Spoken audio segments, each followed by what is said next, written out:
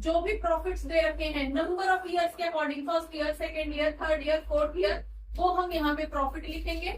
ठीक है, और उन्हीं के साथ उनका कुछ वेट दिया गया होगा।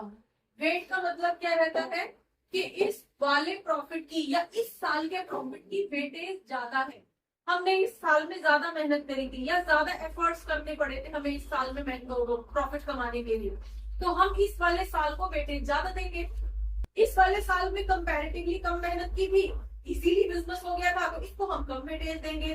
तो इसी तरह से आपके क्वेश्चन में हमेशा प्रॉफिट्स के साथ वेट दिया जाएगा कि इस ईयर को इतना वेटेज देना है। ठीक है, जैसे 5 साल का प्रॉफिट है तो आपको बोला जाएगा कि इनिशियल ईयर से 1 2 3 4 वेटेज देना है, या आपको लास्ट ऑर्डर से 1 2 3 4 और वो करना है, असेंडिंग ऑर्डर में, डिसेंडिंग ऑर्डर में, इस तरह से आपको दिया जाए। फाइन, जैसे अभी आपका एक क्वेश्चन 9 वाला ही देख लेते हैं। डन, आपको नंबर ऑफ ईयर्स दे रखे हैं, नंबर ऑफ ईयर्स का प्रॉफिट दे रखा है। मेरे पास ये अपडेटेड बुक है, 20 से लेके 24 तक 5 सालों के प्रॉफिट्स दे रखे हैं और सारे प्रॉफिट है, कोई भी लॉस नहीं है। ठीक है, तो वो सारे प्रॉफिट्स हम यहाँ पे लिख देंगे। डन, लिख दो। क्या रहेगा आपके पास? 20,000 फर्स्ट ईयर का प्रॉफिट है, सेकेंड ईयर का प्रॉफिट 24,000, देन 30,000 है नेक्स्ट ईयर का प्रॉफिट, एंड देन 25,000 है, और फिर 18,000 आपका प्रॉफिट है। सारे प्रॉफिट है, कोई भी इनमें से लॉस नहीं है, कोई भी वैल्यू ब्रैकेट में नहीं है। ठीक है, अब इनका साथ ही में वेटेज भी दे रखा है, basis of 3 years purchase of weighted average profit after assigning weight 1 2 3 4 5 respectively to the profit of year ending 31st March 2020। मतलब आपको सीरीज बताई गई है कि 20 से आपको 1 2 3 4 का वेटेज देना है, तो इसको 1 का देना है, इसको 2 का, इसको 3 का, इसको 4 का और इसको 5 का, ये वेटेज आपको दे रखी है। तो अब आप सबसे पहले यहाँ पे निकालोगे वेटेड प्रॉफिट, और वेटेड प्रॉफिट के लिए आपको क्या करना पड़ता है? इन दोनों की मल्टीप्लाई, वेट इनटू प्रॉफिट उस साल का। तो यहाँ पे कितना हो गया? ये 20,000, ये 2 जा कितना हो जाएगा?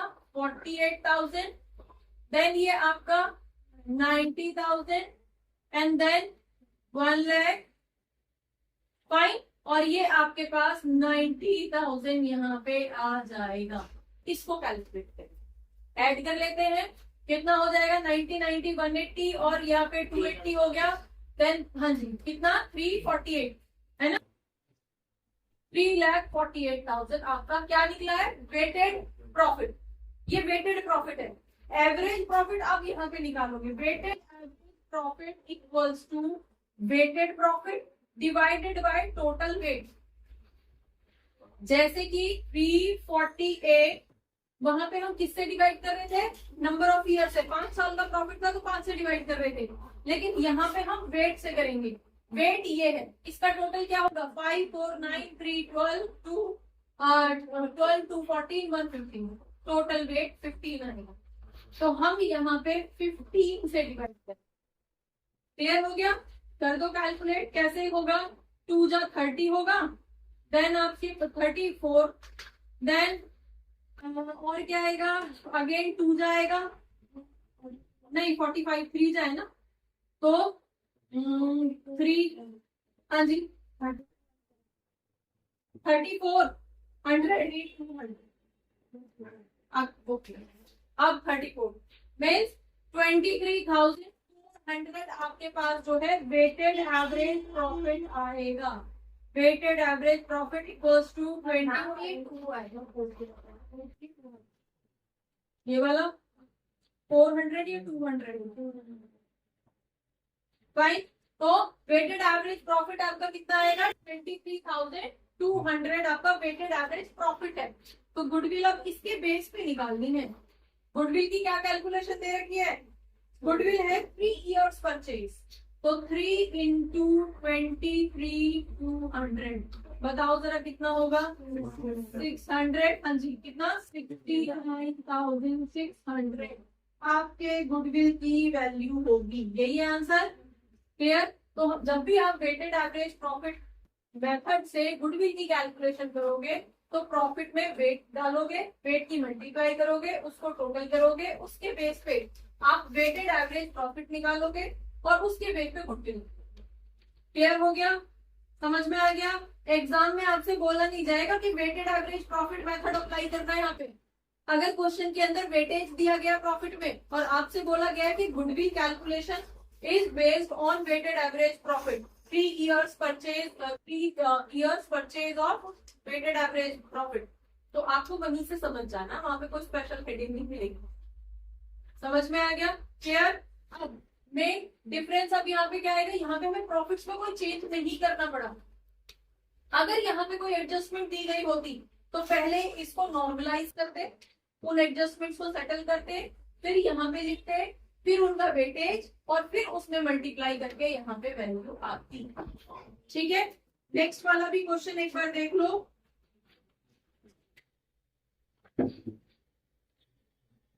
रमन और दमन पार्टनर्स है, 60-40 का रेशो है, तो 60-40 का रेशो का मतलब क्या हो गया, मैं यहाँ पे समझा रही हूँ, करना आप लोगों को खुद है। रमन और दमन पार्टनर्स है, इनका 60-40 का रेशो, इट मीन्स 3:2 रेशो है इनका। ठीक है, अब रेशो पे अभी कितना फोकस करना है ये आगे क्वेश्चन बताएगा। लास्ट 4 years का जो प्रॉफिट था, एनुअल सैलरी इनको मिल रही थी, sorry, last 4 years they have been getting annual salary 40,000। Annual accounts का जो नेट प्रॉफिट शो हो रहा था वो प्रॉफिट हो रहा था 140, 1,01,000, 1,30,000। अब आप ये देखिए कि ये पार्टनर है, दोनों पार्टनर्स है, और पार्टनर्स को सैलरी देने के बाद में ये प्रॉफिट आया है। क्लियर हो गया? स्टेटमेंट अगेन पढ़ लो। पिछले 4 सालों से उनको एनुअल सैलरी 50,000 और 40,000 मिल रही है।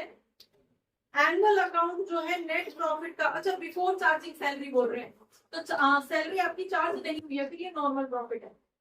समझ में आ गया? क्या है सेंटेंस कि ये जो प्रॉफिट है ये बिफोर चार्जिंग सैलरी है, इसमें से पार्टनर की सैलरी अभी चार्ज नहीं हुई है। ये सेंटेंस देके इन्होंने ये क्लियर कर दिया है कि सैलरी पार्टनर की अभी चार्ज नहीं हुई है।